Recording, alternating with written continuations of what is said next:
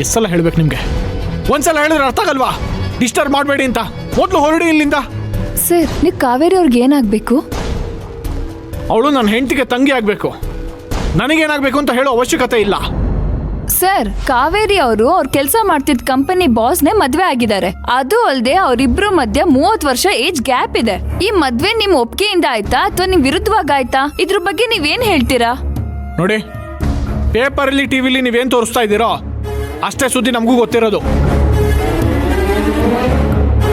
ಅವಳು ನಮಗೂ ಮೋಸ ಮಾಡಿ ಹೋಗಿದ್ದಾಳೆ, ಮದುವೆ ಆಗಿದ್ದಾಳೆ, ಅಷ್ಟು ಮಾತ್ರ ನಮಗೆ ಗೊತ್ತಿರೋದು.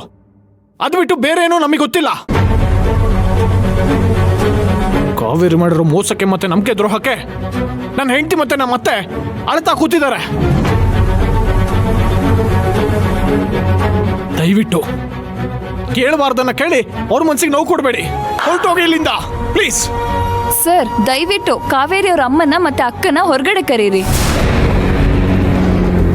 ಅವ್ರ ಮನ್ಸಲ್ಲಿ ಏನ್ ದುಃಖ ಇದೋ ಮೀಡಿಯಾ ಮುಂದೆ ಹೇಳ್ಕೊಳ್ಳಿ. ಇದರಿಂದ ಮುಂದೆ ತಪ್ಪೆಜ್ಜೆ ಇಡೋರಿಗೆ ಒಂದ್ ಮೆಸೇಜ್ ಆಗುತ್ತೆ. ದಯವಿಟ್ಟು ಒಂದ್ 2 ನಿಮಿಷ ಅವ್ರನ್ನ ಹೊರಗಡೆ ಕರೀರಿ ಸರ್. ಆಗಲ್ಲ ರೀ, ಹೇಳ್ತಿರೋದು ಅರ್ಥ ಆಗ್ತಿಲ್ವಾ?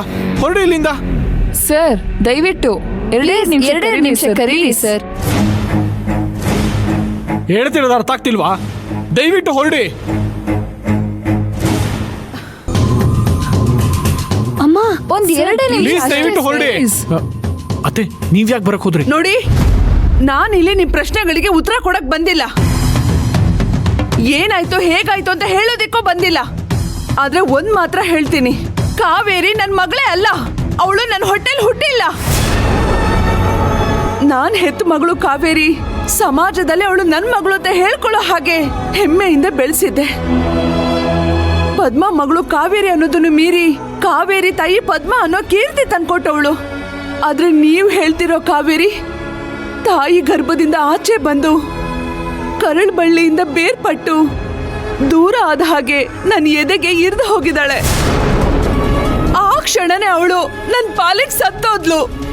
ಇನ್ ಮುಂದೆ ನೀವ್ ಯಾರಾದ್ರೂ ಈ ಮನೆ ಮುಂದೆ ಅವಳು ವಿಚಾರ ತಗೊಂಡ್ ಬಂದ್ರೆ ನಮ್ಗಳ ಸಾವಿಗೆ ನೀವೇ ಕಾರಣ ಆಗ್ತೀರಾ.